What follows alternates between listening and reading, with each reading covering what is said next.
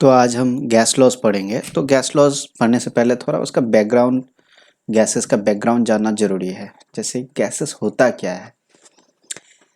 जब हम लोग मैटर, जैसे मैटर को हम सब जानते हैं, इनका 3 स्टेट होता है। मैटर का 3 स्टेट होता है, ठीक है। Solid, liquid and gas. Solid, liquid and gas, ठीक है। तो सॉलिड स्टेट में जो इंटरमॉलिक्यूलर या इंटर पार्टिकल डिस्टेंस होता है वो काफ़ी कम होता है। मतलब ये जीरो होता है, यानी इंटर ये पार्टिकल्स है, ये पार्टिकल्स के बीच में जो डिस्टेंस होता है वो नहीं के बराबर होता है या नेग्लिजिबल होता है, ठीक है। लिक्विड में इंटर पार्टिकल डिस्टेंस बढ़ जाती है थोड़ा सा। और ये जो फोर्स होता है यहाँ पे, force of attraction between solid particles, ये काफ़ी स्ट्रांग होता है। लिक्विड में थोड़ा कम होता है। चलिए लिक्विड को भी ले लेते हैं, ये लिक्विड मॉलिक्यूल्स या लिक्विड पार्टिकल्स, ठीक है। तो इनमें जो इंटर पार्टिकल डिस्टेंस है वो बढ़ गया है और जो अट्रैक्शन है वो थोड़ा वीक हो जाएगा, ठीक है। अब यही चीज़ अगर गैस में आता है, ये डिस्टेंस काफ़ी ज़्यादा बढ़ जाता है। इतना ज़्यादा बढ़ जाता है कि एक दूसरे पे ज़्यादा कोई असर नहीं होता है, फ्रीली मूव कर सकता है and in all possible direction. यहाँ पे इंटर पार्टिकल डिस्टेंस इतना बढ़ जाता है और डिस्टेंस भी बढ़ जाता है। इंटर पार्टिकल डिस्टेंस भी बढ़ जाता है और फोर्स भी वीक हो जाता है। इतना वीक कि वो फ्रीली मूव कर सकता है इधर उधर हर डायरेक्शन पे, ठीक है। रैंडमली एनी टाइम मोशन में रहता है वो, ठीक है।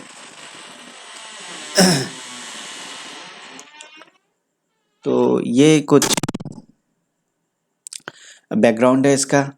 चलिए थोड़ा सा गैसेस के बारे में, गैस का जो कैरेक्टरिस्टिक प्रॉपर्टीज़ है उनके बारे में अभी जानते हैं।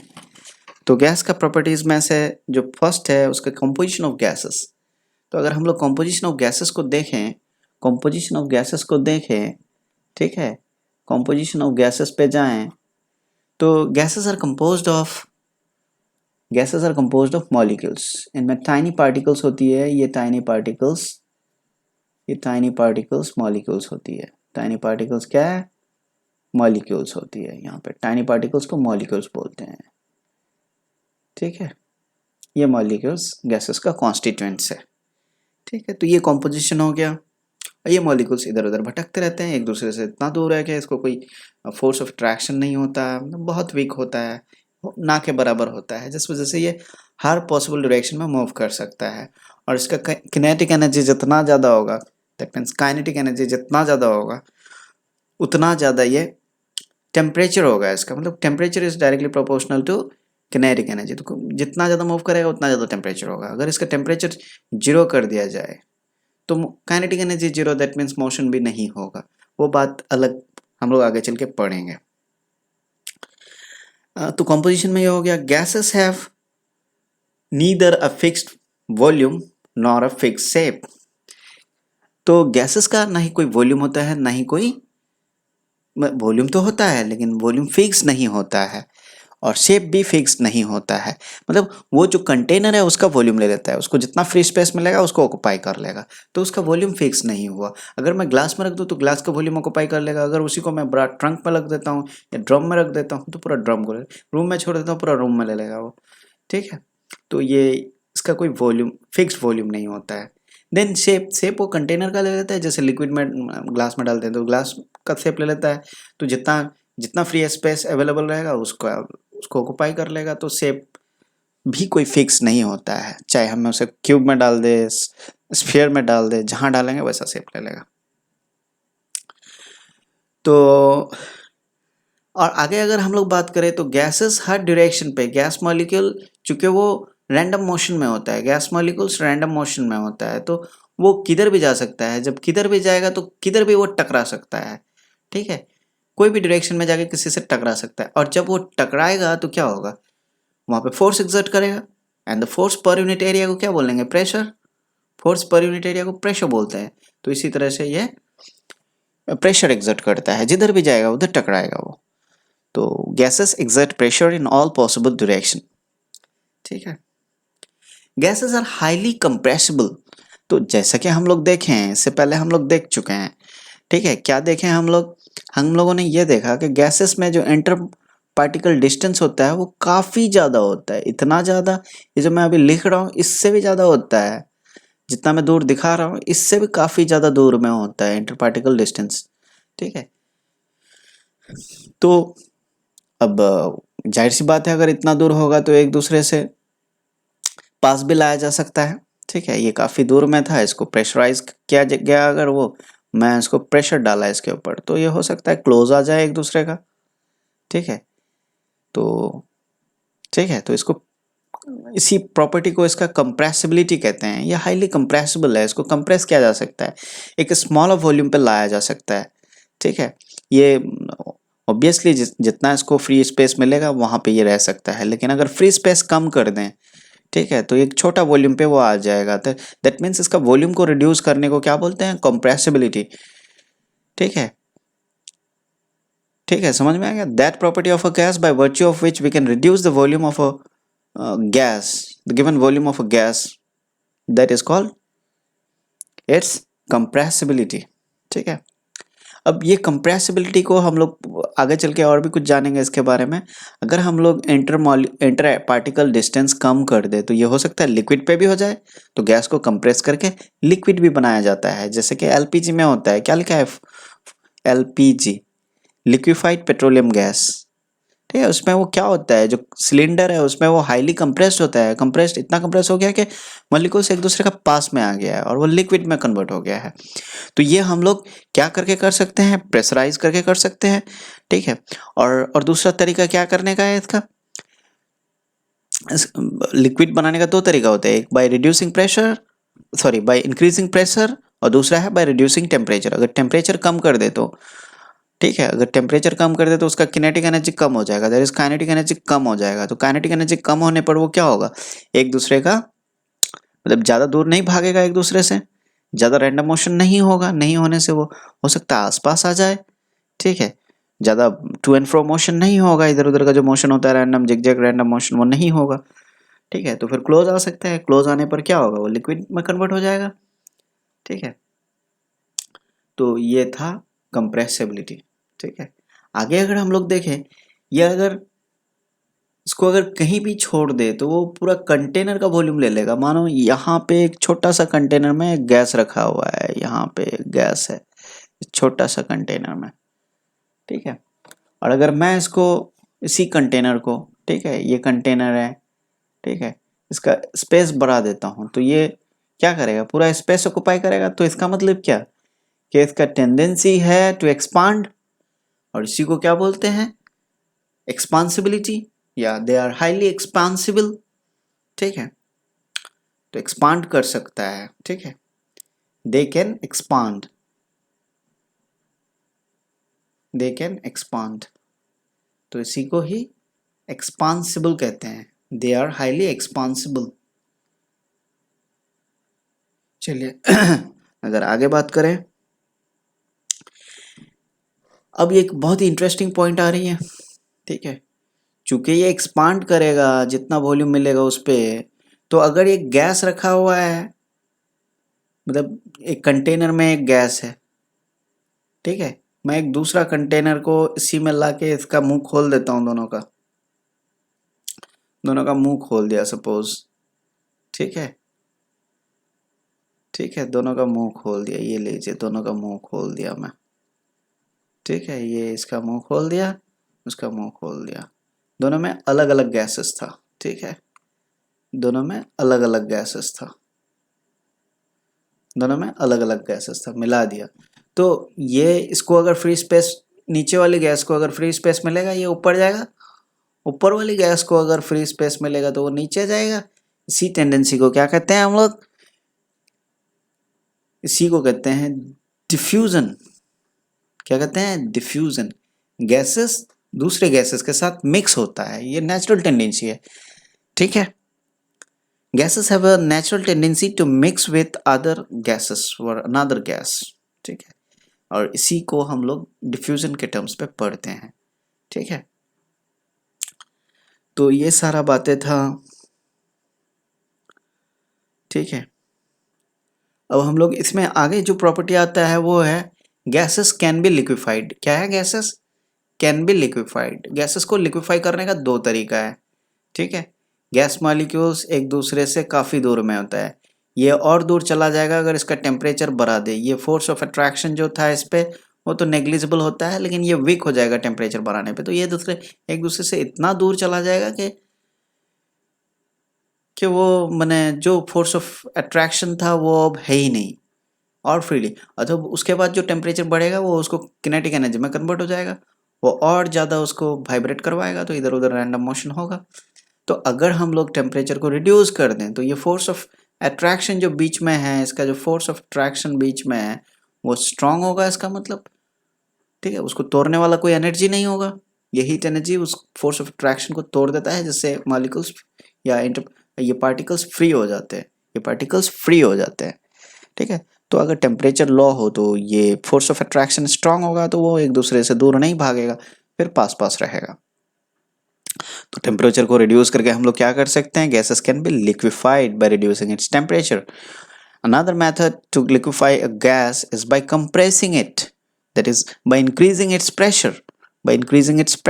So gases can be liquefied at low temperature and high pressure. Now अगर बात करें मॉलिक्यूलर मोशन का, गैसेस का जो मॉलिक्यूलर मोशन होता है वो जिग-जैग रैंडम मोशन होता है। क्या होता है? जिग-जैग रैंडम मोशन होता है। गैसेस का molecular motion zigzag random motion है। तो सपोज मैं अगर बात करूं, गैस मॉलिक्यूल है, ये इधर गया, यहाँ जाके दूसरे गैस पार्टिकल के साथ टकराया, फिर वो जो है इधर भटक गया, फिर यहाँ किसी से टकराया, इधर किसी से टकराया, वो इधर आ गया, ठीक है। फिर यहाँ किसी से टकराया वो, ठीक है, यहाँ किसी से टकराया वो इधर आ गया, और यहाँ किसी से टकराया फिर इधर आ गया, ठीक है। तो ये मोशन जिग जैग है, कोई फिक्स डायरेक्शन पे नहीं है, किधर भी जा सकता है, ठीक है। तो ये था मॉलिक्यूलर मोशन। अब ये मोशन विगोरस हो जाएगा अगर हम लोग टेम्परेचर को बढ़ा दें, और टेम्परेचर को कम कर दे तो ऐसा भी हो सकता है गैस मॉलिक्यूल रेस्ट में आ गया है, उसके पास कोई किनेटिक एनर्जी नहीं होगा, ठीक है। सो काइनेटिक एनर्जी या kinetic energy is directly proportional to its absolute temperature. Kelvin scale में जो टेम्परेचर होता है उसे, so kinetic energy directly proportional to absolute temperature in Kelvin scale,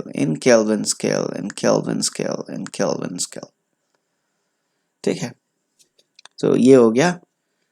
तो अब बात करेंगे एब्सोल्यूट जीरो का। किसका बात करेंगे? Absolute zero. अगर हम लोग एब्सोल्यूट जीरो का बात करते हैं, the temperature at which the motion of the gases cease to exist, ठीक है। The temperature at which the motion of the gases ceases, जहां पे अगर ये मोशन जीरो हो जाए, माने मोशन सीज हो जाए, खत्म हो जाए, जब गैस मॉलिक्यूल का मोशन जीरो हो जाएगा, मतलब होगा ही नहीं, मोशन खत्म हो गया, तो उस टाइम जो टेम्परेचर होगा उसे एब्सोल्यूट जीरो कहते हैं, एंड दैट इज -273 केल्विन। अगर हम लोग -273 डिग्री सेल्सियस पे अगर कोई गैस को लेके चले गए, उसका पार्टिकल्स मूव नहीं करेगा, कहीं नहीं जाएगा, ठीक है। और ऐसा पॉसिबल ही नहीं है, नेगेटिव टेम्परेचर जाना पॉसिबल है। तो यहाँ पे अगर एब्सोल्यूट जीरो का हम लोग डेफिनेशन देखें, जो बुक इस डेफिनेशन है वो कुछ इस तरह है, the temperature at which the molecular motion completely ceases on the Kelvin scale is called absolute zero। तो केल्विन स्केल में वो टेम्परेचर जिस पे मॉलिक्यूलर मोशन खत्म हो जाता है उसे क्या कहते हैं? एब्सोल्यूट जीरो कहते हैं, ठीक है। तो ये सारे बातें था। अब अगर हम लोग गैसेस का, मतलब कोई भी चीज का, ठीक है, गैस एक स्टेट है, तो इस स्टेट को रिपोर्ट करने के लिए हमें कुछ वेरिएबल्स का यूज करना पड़ता है, लाइक उसका जो प्रॉपर्टीज है वो सारी चीजें देखना पड़ता है। लाइक गैस, मैं कोई गैस को रिपोर्ट करता हूँ तो मैं उसका वॉल्यूम बताऊंगा, तो वॉल्यूम बताने के साथ साथ मुझे उसका टेम्परेचर एंड प्रेशर भी बताना पड़ेगा, क्योंकि टेम्परेचर बदल गया तो वॉल्यूम बदल जाएगा। इसीलिए इनको गैस का कुछ वेरिएबल्स कहते हैं, स्टैंडर्ड वेरिएबल्स ऑफ गैसेस, ठीक है। तो स्टैंडर्ड वेरिएबल्स ऑफ गैसेस का अगर बात करेंगे हम लोग, वो 3 क्वांटिटीज है, standard variables of gases. Variables of gases, standard variables of gases. एक हो गया वॉल्यूम, कुछ तो वॉल्यूम होगा, ठीक है। दूसरा हो जाएगा प्रेशर, ठीक है। तीसरा हो जाएगा, ये प्रेशर हो गया। तीसरा हो जाएगा टेम्परेचर। क्या होगा? टेम्परेचर, टेम्परेचर,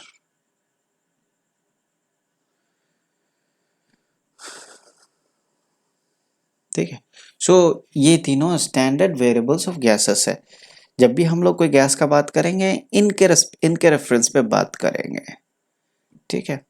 तो अब इनके रिस्पेक्ट में जब बात करेंगे तो इनका यूनिट्स वगैरह भी जानना जरूरी है।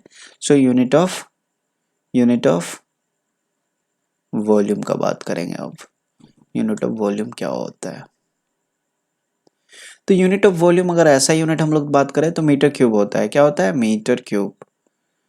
सो मीटर क्यूब, ठीक है, metre cube. And 1 metre cube अगर बात करें हम लोग, 1 मीटर क्यूब तो ये 1000 डेसीमीटर क्यूब होता है। It is equal to 1000 decimetre cube, and that is equal to 1000 liter, 1000 litre, ठीक है। अगर 1 मीटर का डिमेंशन वाली हम लोग एक क्यूब ले लेते हैं, ठीक है, 1 मीटर वाला डिमेंशन वाला, डायमेंशन जो भी बोलो। मेरा प्रोनाउंसिएशन थोड़ा अमेरिकन और ब्रिटिश का मिक्स हो चुका है क्योंकि मैं गूगल यूज़ करता हूँ। गूगल पे सारा प्रोनाउंसिएशन अमेरिकन होता है, ठीक है। तो ये एक क्यूब है। इसका अगर हर लेंथ ब्रेथ एंड हाइट तीनों हम लोग कौन सा ले लें? मीटर का ले लें। 1 metre length, 1 metre height, 1 metre इसका ब्रेथ, तो इसके अंदर जितना वॉल्यूम होगा वो 1 मीटर क्यूब होगा, ठीक है, 1 मीटर क्यूब होगा। तो अब इसको अगर हम लोग इस पे बात करें, हम लोग 1 metre equal to how many decimetres? 10 decimetre. तो 10 डेसीमीटर करके अगर होगा तो 10 इंटू 10 इंटू 10 1000 हो जाएगा। सो 1000 डेसीमीटर क्यूब, ठीक है। एंड उसमें जितना लिक्विड आएगा, अगर उसको हम लोग लीटर का टर्म्स पे ले तो 1000 लीटर। 1 मीटर क्यूब में जितना वॉल्यूम होगा लिक्विड का उसे 1000 लीटर कहते हैं, ठीक है। नाउ थोड़ा आगे चलते हैं, इसका और भी यूनिट है, ठीक है। तो अगला जो यूनिट्स है अगर हम लोग बात करें उसका, तो लीटर आ जाता है। क्या आ जाता है? लीटर। अब 1 लीटर इक्वल्स टू हो जाता है 1000 ml, 1000 ml। ये लीटर, चूंकि यहाँ पे है तो लीटर का भी डिस्कशन जरूरी है। तो 1 litre equals to 1000 ml which is equal to 1000 centimetre cube, 1000 centimetre cube, ठीक है। अगर आप 1 सेंटीमीटर का एक 1 centimetre length breadth and height का अगर आप एक क्यूब लेते हैं, क्या लेते हैं? एक क्यूब। उसके अंदर जो ये 1 सेंटीमीटर करके हर डिमेंशन उसका 1 सेंटीमीटर, उसका लेंथ 1 सेंटीमीटर, ब्रेथ 1 सेंटीमीटर, ठीक है, 1 सेंटीमीटर, सब कुछ 1 सेंटीमीटर करके लोगे तो उसके अंदर जितना लिक्विड होगा वो 1 लीटर होगा। समझ में आ गया? ठीक है।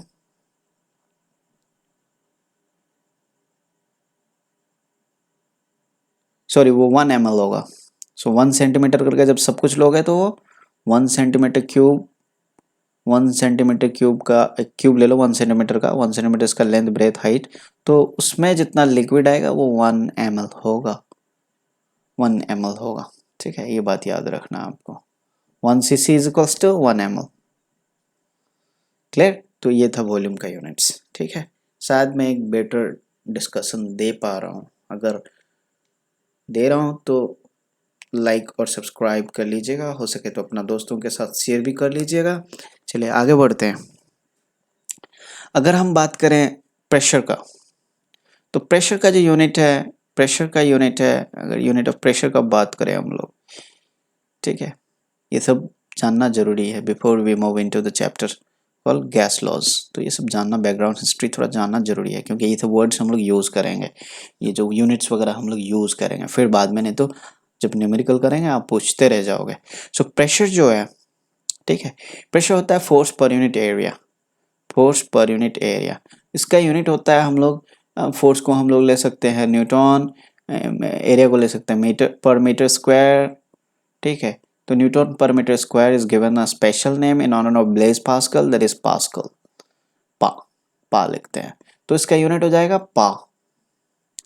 ना और भी यूनिट है इसका, ये पा हो गया पा, और यूनिट हो गया एटमॉस्फेयर।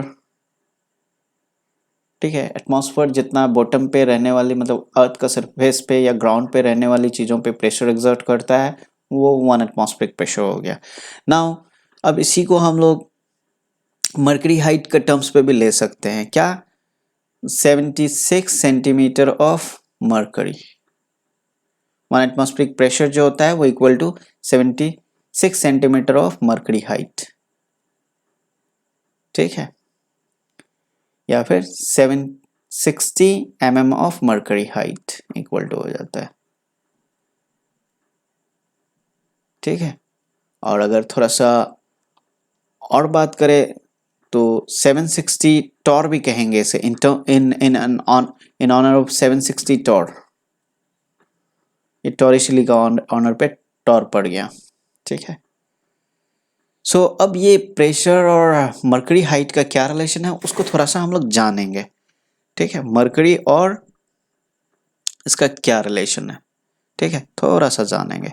ये देखिए, ये एक कंटेनर है, इस पे ये एक बीकर है, ये कंटेनर है, इस पे मरकरी रखा हुआ है, प्योर मरकरी है। क्या है? प्योर मरकरी है, मरकरी लिक्विड फॉर्म में है। ठीक है, ये ओनली मेटल है which exist in liquid form, so ये भी एक रीजन है मरकरी यूज करने का, और ये वेपराइज नहीं करेगा। तो इधर से ऊपर से जो है प्रेशर है, कौन सा प्रेशर है? एटमॉस्फेरिक प्रेशर है। सरफेस खुला हुआ है तो ऑब्वियसली उसके ऊपर एटमॉस्फेरिक प्रेशर होगा 1 atm, एक्सक्यूज में, 1 atm प्रेशर होगा, 1 एटमॉस्फेरिक प्रेशर होगा, क्योंकि अर्थ का सी लेवल पे है, सी लेवल पे है, अर्थ का सरफेस पे है। ठीक है, नाउ और हम लोग एक थीन कैपिलरी ट्यूब ले लेते हैं, थीन कैपिलरी ट्यूब ले लेते हैं। ये थीन कैपिलरी ट्यूब पे भी हम लोग क्या ले लेंगे? अंदर अंदर ले लेंगे mercury. It is filled with mercury, completely filled, इसमें कोई एयर या कोई एम्प्टी स्पेस नहीं होगा। ठीक है, इसको फुल्ली फिल करके लेंगे। नाउ जब इस मरकरी ट्यूब को हम लोग यहाँ पे इन्वर्ट करेंगे, यहाँ पे इसका मुंह दबा के, ताकि ये गिरे नहीं, पहले मुंह दबा लेंगे, फिर अंदर ले जाके खोल देंगे इसका, मतलब थंब से इसको, इसका मुंह एक तरफ ओपन है, एक तरफ क्लोज्ड है। ये जो ओपन एंड है उसको पहले थंब से दबा लेंगे, थंब से दबा लेने के बाद उसको हम लोग इस ये जो मरकरी का कंटेनर है इस पे ले जाके इंसर्ट करेंगे। इंसर्ट करने के बाद इसका उंगली हटा लेंगे, यहाँ से इसका मुंह से उंगली हटा लेंगे, तो क्या होगा कि एयर इसके अंदर नहीं घुस पाएगा। ठीक है, तो ये जो है, ये जो लिक्विड मरकरी इसके अंदर है, ठीक है, लिक्विड मरकरी जो इसके अंदर है, ठीक है, ये लिक्विड मरकरी अगर बात करें हम लोग, तो उसका लेवल जो है वो नीचे आएगा, क्योंकि वो एक्सटर्नल मरकरी के साथ वो मिक्स होगा। तब आते आते क्या हो जाएगा, ये जो लिक्विड मरकरी का कॉलम है, ये पहले इनिशियली जो मरकरी का कॉलम होगा, हाइट, मरकरी कॉलम का जो हाइट होगा, ठीक है, बाहर कौन सा प्रेशर है? Atmospheric pressure. अंदर कौन सा होगा? मरकरी कॉलम का प्रेशर होगा। सो मरकरी कॉलम का प्रेशर ज़्यादा होगा देन ये जो सरफेस वाला प्रेशर है, तो ये क्या करेगा, ये अंदर से बाहर आ जाएगा, मतलब इस लिक्विड के साथ, जो मरकरी का लिक्विड बीकर में है उसके साथ मिक्स हो जाएगा, ये इसके साथ मिक्स हो जाएगा। ठीक है, ये मिक्स हो गया इसके साथ, लेकिन आते आते क्या हो जाएगा, ये जैसे नीचे आएगा तो इसका हाइट गिरेगा, और हाइट जब गिरेगा तो इसका मरकरी कॉलम का अगर हाइट गिर जाता है तो प्रेशर कम हो जाएगा। तो जब प्रेशर कमेगा तो एक पॉइंट आएगा जब एटमॉस्फेरिक प्रेशर और मरकरी प्रेशर इक्वल हो जाएगा। तो अगर एटमॉस्फेरिक प्रेशर जो एक्सटर्नल, जो इधर से अप्लाइड प्रेशर है, ये जो ओपन एंड है इसका अप्लाइड प्रेशर है इसके ऊपर, ये और इंटरनल प्रेशर अगर इक्वल हो गया तो ये जो मरकरी है वो बाहर नहीं आएगा। ठीक है। तब उसके बाद क्या होगा, अगर अगर हम लोग उसी बीकर को यहाँ फिर से बनाएं, देखने का कोशिश करें, समझने का कोशिश करें, ठीक है, तो ये जो उसके ऊपर ये था मरकरी, ठीक है, और ये वो ट्यूब, कैपिलरी ट्यूब, क्या है ये, कैपिलरी ट्यूब।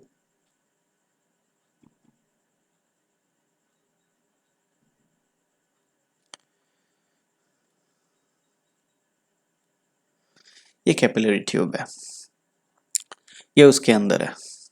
तो ये इसको हम लोग बेंड करें, जो करें, इसका जो हाइट है मरकरी कॉलम का जो अंदर हाइट है वो फिक्स्ड हो जाएगा, वो और चेंज नहीं होगा, ठीक है। कोई भी शेप पे रखो, मतलब सीधा रखो भी तो उतना ही हाइट आएगा, बेंड करके रखो भी तो वही हाइट आएगा, वो फिक्स्ड है, क्योंकि उस हाइट पे जो कॉलम का वो हाइट है, जो भी हाइट है वो हाइट पे मरकरी एक्सटर्नल जो प्रेशर है, that is the atmospheric pressure on the surface of the mercury liquid, हाँ, will be same. Mercury height का और मरकरी सरफेस के ऊपर जो एटमॉस्फेरिक प्रेशर है वो दोनों इक्वल हो जाएगा, तो लिक्विड बाहर नहीं आएगा। और तो यहाँ पे जो एम्प्टी स्पेस है यहाँ पे वैक्यूम बन जाएगा, यहाँ वैक्यूम बन जाएगा, क्योंकि एयर तो अंदर जा नहीं सकता है, क्योंकि ये चारों तरफ से, क्योंकि ये बाहर नहीं है ना, एक्सपोज नहीं है, ठीक है। तो यही है, तो इसीलिए 1 एटमॉस्फेरिक प्रेशर, और ये जो हाइट नाप के देखा गया it is fix. 1 ATM equals to कितना आता है, ये 1 एटीएम इक्वल्स टू आता है 76 सेंटीमीटर ऑफ मरकरी,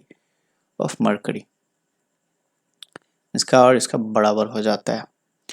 नाउ अगर थोड़ा और बात करें इसका, ठीक है, अब इस एपरेटस को, अगर ये हम लोग का बैरोमीटर कहलाता है, ठीक है, मैनोमीटर या बैरोमीटर जो कहो इसे, तो इस मैनोमीटर को अगर हम लोग हिल्स के ऊपर ले जाते हैं तो क्या होगा, और अगर डीप सी में ले जाते हैं तो क्या होगा। ऑब्वियसली ये एटमॉस्फेरिक प्रेशर हिल्स पे कमेगा, ये डिक्रीज होगा, डिक्रीजेस, उल्टा एरो मतलब डिक्रीजेस, अपवर्ड एरो मतलब इंक्रीजेस। तो ये एटमॉस्फेरिक प्रेशर डिक्रीज करेगा, और एटमॉस्फेरिक प्रेशर डिक्रीज करने से मरकरी कॉलम का जो प्रेशर होगा वो देन ऑब्वियसली ज़्यादा होगा, तो मरकरी बाहर निकल सकता है। जब प्रेशर बराबर हो जाएगा निकलना बंद हो जाएगा, ठीक है। सिमिलरली अगर हम लोग इसको डीप सी पे ले जाएं, मतलब बिलो सी लेवल ले जाएं, ठीक है, इस एपरेटस को बिलो सी लेवल पे ले जाएं, that is below sea level, जैसे कि क्या बोलता है, ब्लैक, हाँ ब्लैक सी पे ले जाएं, ठीक है, ब्लैक सी पे ले जाएं, ठीक है। ब्लैक सी का जो लेवल है ना वो सी लेवल से नीचे है, ठीक है। सो अगर वहां पे हम लोग गए तो एयर कॉलम का हाइट बढ़ जा रहा है, यहाँ पे क्या हो रहा है, एयर कॉलम का हाइट बढ़ जा रहा है, तो ऑब्वियसली एटमॉस्फेरिक प्रेशर बढ़ जाएगा, और एटमॉस्फेरिक प्रेशर बढ़ जाने से क्या हो जाएगा, ये जो मरकरी है, मरकरी का हाइट ज़्यादा नीचे नहीं आएगा, मतलब मरकरी बाहर ज़्यादा नहीं निकल पाएगा, थोड़ा सा निकलेगा, वैसे ही वो एक्सटर्नल प्रेशर का बराबर हो जाएगा, थोड़ा सा निकलेगा और वैसे ही वो एक्सटर्नल प्रेशर का बराबर हो जाएगा, फिर वो निकलना बंद कर देगा। तो ये जो अभी हम लोग देख रहे थे कि सी लेवल पे कितना होता है 76 सेंटीमीटर, और ये अगर बिलो सी लेवल गया, डेड सी या फिर ब्लैक सी, ये जो भी है, जहाँ पे भी वो कम होता है, मुझे एग्जैक्टली पता नहीं, ठीक है। तो वहाँ पे अगर हम लोग जाएं, जहाँ पे ये सी लेवल से नीचे अगर हम लोग जाएं, तो ये हो सकता है इसका हाइट जो है मरकरी कॉलम का हाइट उस वक्त 97 या 92 भी हो सकता है, ठीक है, या फिर 85 भी हो सकता है, कुछ भी हो सकता है, उस पर डिपेंड करता है कितना डेप्थ पे हम लोग जाते हैं। नाउ अगर हम लोग हिल्स पे जाते हैं तो प्रेशर, एटमॉस्फेरिक प्रेशर रिड्यूस होगा, तो वो नीचे आएगा, तो हो सकता है ये 60 भी हो, 65 पे भी हो, ऐसा हो सकता है, ठीक है। ये सारे बातें ध्यान में रखना है। चलिए, प्रेशर खत्म हो गया। अगर हम लोग बात करें टेम्परेचर का, तो टेम्परेचर का हमारे पास 3 स्केल है। कितना स्केल है टेम्परेचर यूनिट का, 3 स्केल है, ठीक है। टेम्परेचर का 3 स्केल है। अगर यूनिट ऑफ टेम्परेचर बात करें, टेम्परेचर का 3 यूनिट्स है। एक केल्विन स्केल, जैसे केल्विन, दूसरा जो है ये टेम्परेचर, ठीक है, केल्विन हो गया, फिर सेल्सियस हो जाएगा, सेल्सियस हो जाएगा, फिर हो जाएगा फ़ारेनहाइट,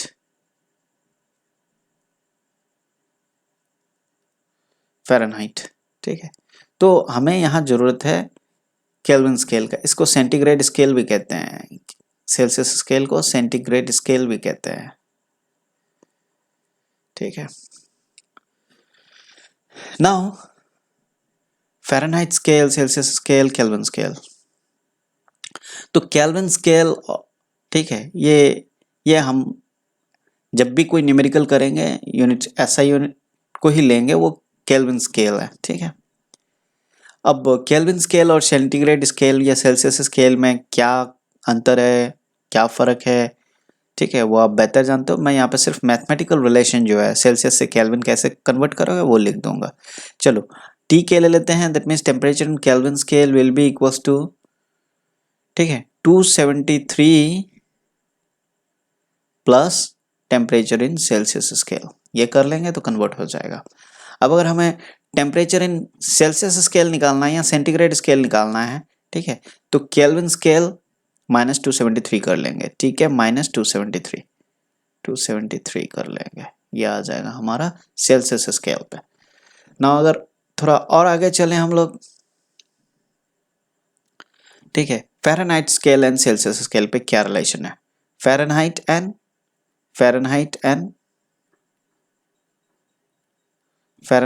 सेल्सियस स्केल में क्या रिलेशन है सेल्सियस स्केल में। तो ये फ़ारेनहाइट एंड सेल्सियस स्केल में एक बहुत ही अच्छा रिलेशन है। आप अगर आपको सपोज फ़ारेनहाइट स्केल पे टेम्परेचर निकालना है, फ़ारेनहाइट स्केल पे टेम्परेचर निकालना है, ठीक है, TF, ठीक है, ये TF फ़ारेनहाइट स्केल पे निकालना है, तो इसको आपको क्या करना है, ठीक है, इसको आप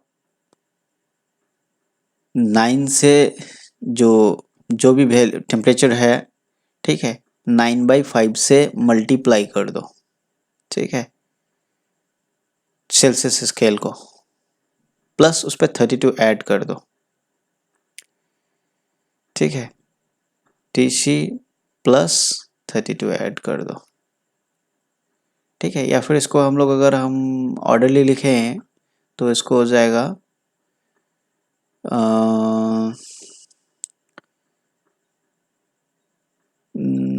32 प्लस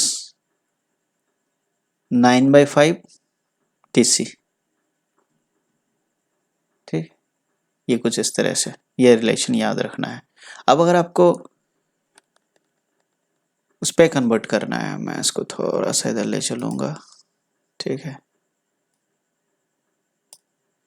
ठीक है। अब अगर आपको फ़ारेनहाइट स्केल से सेल्सियस, ये तो फ़ारेनहाइट पे निकल गया, अब अगर आपको सेल्सियस स्केल में निकालना है, फ़ारेनहाइट दिया हुआ है, तो क्या करेंगे, इसका जस्ट रिवर्स कर लेंगे। यहाँ डिनोमिनेटर पे क्या है, न्यूमरेटर में क्या है, या न्यूमरेटर में है 9, डिनोमिनेटर यहाँ पे देखिए, या यहाँ पे देखिए, इस रिलेशन पे देखिए, ये रिलेशन देखिए, ठीक है।